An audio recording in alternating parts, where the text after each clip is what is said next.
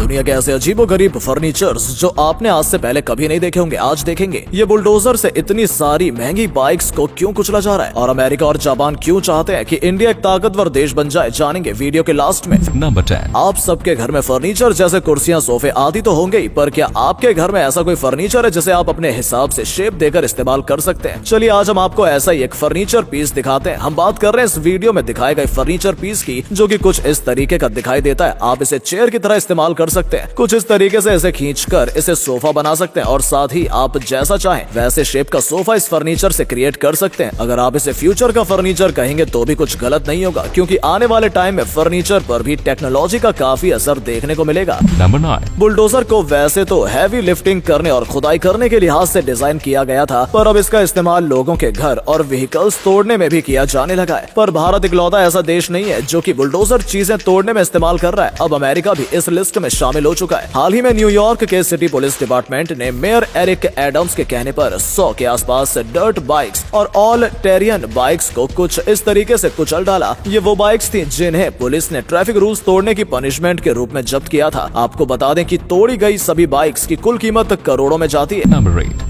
अयोध्या में राम मंदिर का काम जोर शोर से चल रहा है, पर क्या आप जानते हैं कि मंदिर की मूर्ति जिस पत्थर से बनेगी उसे दूसरे देश से लाया जा रहा है? पर आखिर क्यों? चलिए आज हम आपको बताते हैं। अयोध्या के राम मंदिर के किए भगवान राम और माता सीता की मूर्ति जिस पत्थर का इस्तेमाल करके बनाई जाएगी उसे नेपाल की गंडकी नदी से लाया जा रहा है। इस नदी को भारत के कई धार्मिक ग्रंथों में पवित्र माना गया है। महाभारत में भी इस नदी का जिक्र मिलता है। यहाँ तक कि जिस शालिग्राम को विष्णु भक्त पूजते हैं वो भी इसी नदी में मिलते हैं। नेपाल ने हाल ही में इन दो बड़ी चट्टानों को पूरे विधि विधान से पूजा के बाद भारत भेज दिया है, जिनसे जल्द ही मूर्ति बना ली जाएगी। नंबर 7। इंसानों द्वारा बनाई गई कई चीजें इतनी अनोखी होती हैं कि एक बार के लिए देखने वाले का दिमाग ही सन्न हो जाता है, और इसका परफेक्ट एग्जांपल है चाइना का ये ब्रिज। चाइना के चंगशा में मौजूद इस ब्रिज का नाम है लकी नॉट ब्रिज, जिसे एक बार देखने पर समझ ही नहीं आता कि ये कोई ब्रिज है या फिर कोई इल्यूजन। इस ब्रिज को 3 ब्रिजेस को मिलाकर बनाया गया है, जिसकी सबसे मजेदार बात है कि इसका न कोई एंड है और न ही कोई बिगिनिंग। इस ब्रिज को ड्रैगन किंग हार्बर रिवर के ऊपर बनाया गया है, जिसकी लंबाई 185 मीटर है। इस ब्रिज को अक्टूबर 2016 में बनाकर तैयार किया गया था, जिसे एम्स्टरडैम बेस्ड नेक्स्ट आर्किटेक्ट्स ने डिजाइन किया था। नंबर 6।